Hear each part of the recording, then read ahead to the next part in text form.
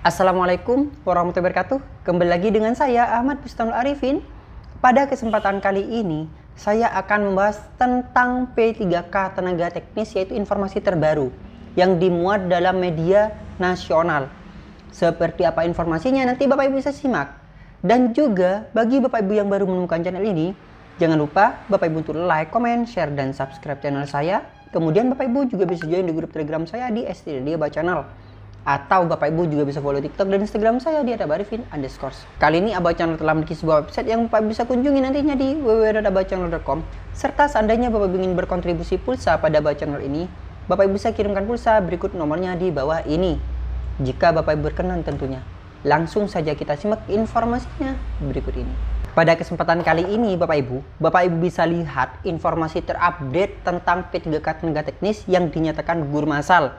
Nantinya reformulasinya itu seperti apa? Nah, ini ada gambaran-gambaran sedikit yang dijelaskan oleh Bima Sakti, yaitu selaku Kepala BKN yang dimuat dalam berita nasional. Jadi Bapak Ibu jangan di skip video ini agar informasi terserap dengan baik. Langsung saja kita lihat Bapak Ibu informasi ataupun beritanya. Nah, di sini jpnn.com, Jakarta, Badan Kepegawaian Negara atau BKN masih menghitung dan melakukan penghitungan hasil seleksi P3K teknis 2022. Penghitungan dan simulasi itu lantaran cukup banyak peserta terutama dari kalangan honorer teknis yang gagal karena tidak memenuhi passing grade.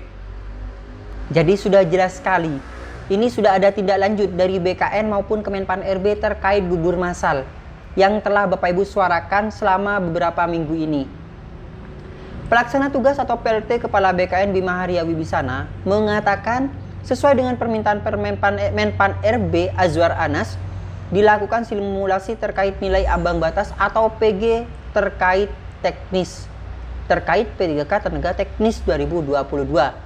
Jadi ini kita ada simulasi tentang nilai ambang batasnya nanti untuk passing grade P3K teknis 2022. Dia menyebutkan simulasi itu akan dilakukan untuk semua peserta seleksi P3K tenaga teknis baik honorer maupun umum.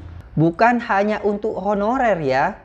Pelamar umum juga dilakukan simulasi, ujar Bima kepada jpnn.com. Jadi Bapak Ibu ini lebih adil sepertinya. Jadi tidak hanya untuk honorer, juga untuk umum. Bukan hanya untuk umum simulasinya, juga untuk honorer. Nantinya simulasi itulah yang kita tunggu jawabannya. Dia menjelaskan saat ini proses penghitungan masih berlangsung. Nantinya akan dilihat kalau dengan PG saja misalnya sudah banyak peserta khususnya honorer yang lulus, berarti tidak perlu ada afirmasi. Penyesuaian PG artinya tingkat kesulitan soal yang disesuaikan. Jadi bukan PG-nya yang diturunkan, tetapi nilai dikalikan indeks kesulitan. Jadi ini ada formulasi sudah Bapak Ibu. Sepertinya nilainya itu akan disesuaikan dengan tingkat kesulitan. Jadi bukan nantinya menurunkan nilai PG, tapi nantinya akan mengkalikan nilai dari passing grade. Seperti itu Bapak Ibu, nilai yang telah diperoleh untuk passing grade tersebut. Honorer teknis akan mendapatkan afirmasi bila dengan penyesuaian PG ternyata masih banyak honorer yang tidak lulus, ucap Bima. Jadi misalnya dengan penyesuaian PG masih banyak yang tidak lulus, nantinya mungkin akan dilakukan afirmasi. Hanya saja pertanyaannya seperti ini Bapak Ibu. Seandainya menggunakan nilai PG, jadi penyesuaian PG dengan pengkalian, nah otomatis yang peringkat bisa tersingkirkan. Kenapa seperti itu? Jadi seandainya dikalikan dari nilai yang uji kompetensi teknis saja yang dikalikan lebih besar, otomatis akan mempengaruhi nilai kompetensi lain yang masih belum dikalikan. Nah, ini bagaimana kebijakan dari Kemenpan RB nantinya? Apakah perkaliannya itu hanya untuk yang nilai teknis, tidak melihat wawancara, sosial, dan kultur, atau perkaliannya dari semua unsur? Nah, ini mungkin bisa diasumsikan atau bisa diformulasikan lebih baik agar lebih tercipta keadilan, Bapak Ibu. Afirmasi itu terkait nilai ambang batas dan masa kerja dari tenaga honorer sipil negara non-ASN atau honorer. BKN akan melakukan simulasi sejauh mana afirmasi-afirmasi itu bisa dilakukan. Hasilnya nanti akan disampaikan Bima kepada Menteri Anas untuk bisa dijadikan kebijakan dari Kemenpan RB. Sebelumnya, Menpan RB Aswar Anas meminta BKN untuk membuat simulasi dan kajian terkini terkait kelulusan dalam seleksi P3K teknis tahun 2022 yang masih berlangsung saat ini. Nah, ini seperti ini juga Bapak Ibu. Afirmasi seperti apa yang ini kita maksud atau yang dimaksud oleh BKN, oleh Bapak Bima? Apakah misalnya Bapak Ibu sekarang mengabdi di lembaga A, kemudian Bapak Ibu melamar di lembaga B, di mana masa kerja Bapak Ibu itu di lembaga A, dan Bapak Ibu pindah ke lembaga B. Ini apakah termasuk afirmasi? Itu yang perlu dijelaskan. Misalnya tidak termasuk afirmasi, percuma kita mengabdi. Dan ketika kita tidak dihitung untuk afirmasi ketika kita melamar di lembaga B, kenapa di lembaga A kok tidak ada formasi? Nah, ini yang perlu diperhatikan juga dalam melakukan rumusan ataupun formulasi. Jadi, pastikan ketika Bapak Ibu sudah melamar di suatu instansi yang lain, afirmasi ataupun masa kerja yang di lembaga ini juga dihitung Bapak Ibu. Itu yang perlu Bapak Ibu juga pikirkan. Banyak yang seperti itu kasusnya. Jadi, Bapak Ibu yang melamar itu biasanya melamarnya di instansi lain, tidak di instansinya sendiri. Kenapa? Karena di instansinya sendiri tidak membuka formasi. Meskipun di lembaganya tersebut membutuhkan formasi. Kita lanjut saja Bapak Ibu. Hal itu karena banyak masukan melalui media sosial maupun secara langsung kepada Menpan RB terkait nilai ambang batas ataupun passing grade. Passing grade tersebut sebelumnya diusulkan masing-masing instansi pembina.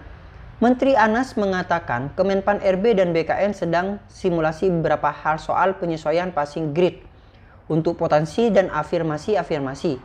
Kemudian akan kumpulkan puluhan instansi pembina agar ke depan kebutuhan instansi pembina bisa tetap terjawab dengan hasil rekrutmen yang ada.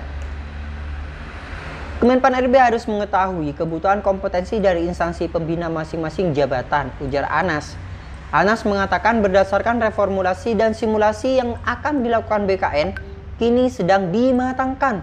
Jadi sebenarnya sudah ada formulasi Bapak Ibu, akan tapi saat ini masih proses pematangan. Nantinya bisa diputuskan adanya potensi afirmasi bagi penentu ambang batas seleksi P3K. Jadi, ujar Menteri Anas, berbagai masukan terkait passing grade yang disebut menyebabkan ada sejumlah peserta dinyatakan tidak lolos. Itu sudah dibahas pemerintah. Tentunya Kemenpan RB dan BKN juga harus melibatkan instansi pembina, karena instansi pembina yang mengusulkan skema passing grade sesuai dengan kebutuhan mereka, terangnya. Nilai PG ditentukan oleh masing-masing instansi pembina atau instansi sektoral masing-masing jabatan fungsional. Sementara itu, soal-soal dalam CAT disusun oleh instansi pembina masing-masing jabatan, bersama konsorsium yang terdiri atas berbagai perguruan tinggi. Oleh karena itu, Menteri Anas meminta dilakukan reformulasi terkait passing grade maupun terhadap instansi-instansi pembina yang merumuskan soal-soal bagi ujian P3K, tegas Menteri Anas. Pada 2022, pemerintah menetapkan 518040 formasi P3K yang terdiri dari atas 93197 formasi di tingkat pusat dan 424843 formasi di tingkat daerah. Formasi daerah terdiri atas 319 P3K guru, 809 P3K tenaga kesehatan, dan 25.765 P3K teknis. Jadi seperti itu Bapak Ibu. Nah, saran saya kepada kementerian, kepada Menpan RB seperti ini. Yang misalnya Bapak Ibu Menpan RB menentukan dengan tingkat kelulusan dikalikan dari passing grade. Nah, yang dimaksud passing grade ini yang mana? Apakah hanya untuk uji kompetensi, tidak melihat uji kompetensi yang lain, misalnya sosial kultural, wawancara, dan tes yang lain? Nah, ini juga perlu diperhitungkan. Misalnya tidak ikut dalam perkalian, wawancara dan sebagainya, kenapa kok masih diikutkan tes seperti itu? Nah, ini formulasi ini bisa saling berkeadilan nantinya seperti apa teknisnya. Karena yang dari segi peringkat itu sudah ada peringkatnya, atau maksudnya dalam segi proses peringkatan itu sudah ada jawabannya. Nah, kemudian seandainya sosial kultural wawancara itu tidak dimasukkan, nah ini bagaimana? Kenapa kok masih diikutkan tes seperti itu? diikutkan ujian tes tersebut misalnya tidak dimasukkan dalam bobot nilai perkalian. Kemudian yang kedua, misalnya menggunakan afirmasi. Afirmasi yang seperti apa yang dimaksud? Apakah misalnya afirmasi itu khusus untuk yang mengabdi di lembaganya tersendiri? Kemudian misalnya ada salah satu anggota P3K yang melamar di lembaga B yang awalnya dia bekerja pada instansi A, apakah ini tidak dihitung untuk afirmasi? Padahal dia juga mengabdi kepada negara, hanya saja penempatannya yang berbeda. Nah, ini mungkin bisa menjadi pedoman oleh Kemenpan RB khususnya. Jadi semoga nantinya saya harapkan formulasi itu bisa saling berkeadilan. Seandainya afirmasi dihitung, maka afirmasi di lembaga A ini harus juga dihitung. Seandainya menggunakan perkalian dari passing grade, saya harapkan passing grade juga dari sosial kultural dan juga wawancara ini dimasukkan. Itulah namanya berkeadilan. Itu sih saran saya. Bagaimana untuk pendapat Bapak Ibu semua? Cantumkan pada kolom komentar yang ada di bawah ini. Nah, mungkin sekian informasi yang dapat saya sampaikan kepada Bapak Ibu semua. Kurang lebihnya saya mohon maaf. Semoga informasi ini memberikan sebuah manfaat kepada Bapak Ibu semua. Dan bagi Bapak Ibu yang baru menemukan channel ini, jangan lupa Bapak Ibu untuk like, comment, share, dan subscribe channel saya. Kemudian Bapak Ibu juga bisa join di grup Telegram saya di STDD Abah Channel. Atau Bapak Ibu juga bisa follow TikTok dan Instagram saya di @arvin_. Kali ini Abah Channel telah memiliki sebuah website yang Bapak bisa kunjungi nantinya di www.abahchannel.com. Serta seandainya Bapak Ibu ingin berkontribusi pulsa pada Abah Channel, Bapak Ibu bisa akan kirimkan pulsa berikut nomornya di bawah ini. Jika Bapak Ibu berkenan tentunya. Ingat, sifatnya tidak memaksa. Bapak Ibu tidak memberi pulsa, saya tetap membuat konten dan informasi kepada Bapak Ibu semua. Terima kasih Bapak Ibu. Wassalamualaikum warahmatullahi wabarakatuh.